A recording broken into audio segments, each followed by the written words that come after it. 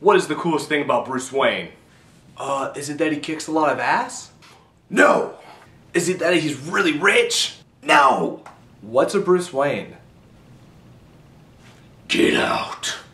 The coolest thing about Bruce Wayne is the Wayne Tech Tri-Fire Blaster, which is this thing right here. Now, I might be exaggerating when I say it's the coolest thing, but it is probably the most gimmicky of any blaster I've ever seen. When it is together in its, I guess, stealth form, I don't even know what to call this. It's not really stealthy at all. It's not a briefcase like the briefcase blaster. You can see all the darts, so I mean, I don't know what to call it in this state, but we'll just call it the stealth mode. Now, when it's in its stealth mode, it is very compact, if you compare it to my hand. It's just, you know, it doesn't really look like much. Now, on the front here, you have all the different darts. I had to replace one with a Busby one, but you have a, I guess a grappling hook type dart. On the top here has these little things, and these do come off pretty easily, and they tend to bend very easily as well. You also have one with a string, I guess, to tie up your enemies or something or other, I don't even know. But it doesn't really work too well, as you'll see. And then you have just regular 3 darts on the bottom 2 right here. Now, how you get it from being in super secret stealth Batman mode to, you know, Wayne Tech Tri-Fire Blaster is you push this button up here, and the handle falls down, or the grip, and then you pull, you hold on right here, and you pull it like this, pull that, and as you see over here, a light comes out. Now, I've never seen one of these where the light actually goes all the way out, but I will say it is quite bright. I believe it's a little brighter than a night finder, and this is with batteries that I don't even know how old they are because I've bought this off of Nerf Revolution.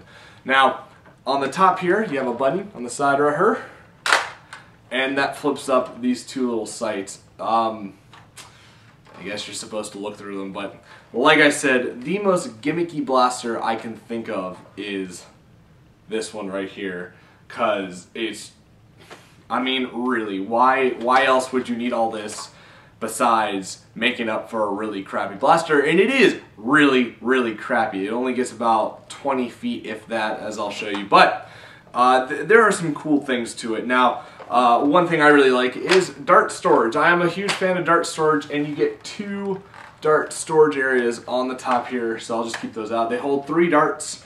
I have not yet gotten 3 darts into them because it is a very small space.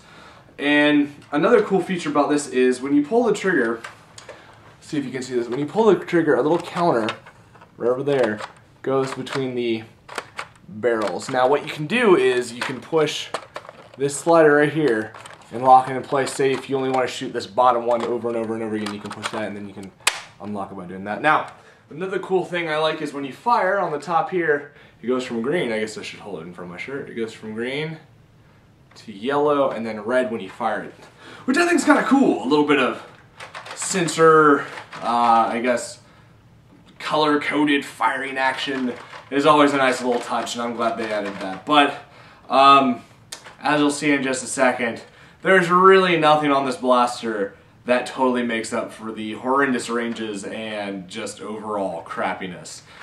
Now you can always mod them, but they're really crazy on the inside. Here's a picture of the internals. I do not dare touch the insides because I know I'll probably slip on something and it will just be crapped up. If I were to do anything, it would just be adding some little tanks in the front here and plugging the pump, or just plugging the pump since I am kind of afraid to open it for any other reason. But I mean, it's just kind of a crazy mess on the inside. How you basically fire this, just like any other air guns, you pump it. 12 is when the overpressure release kicks in, and I mean 12 pumps on a very small pump won't really get you too far. So let's go outside and fire this. Alright guys, welcome to the new outdoor firing range area. I have not measured, but I can tell you that these do not get more than about 20-25 feet. But I will fire them off for you, so let me undo the stealthy Batman case design and pump this up.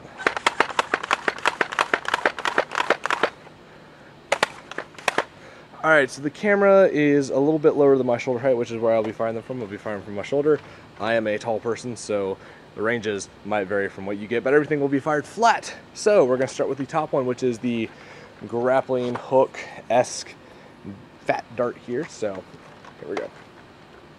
And these are with fast pulls, by the way. So that landed there. Pump it up again.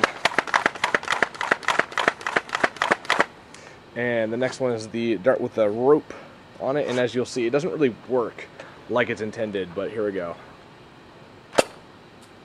Yeah, you see they stayed together. Now, with these bottom two, when they're all three of them are together, they like to stick, but when you have like a Busby dart in there, they spread out more. So I will pump this up. All right, here we go. And last one.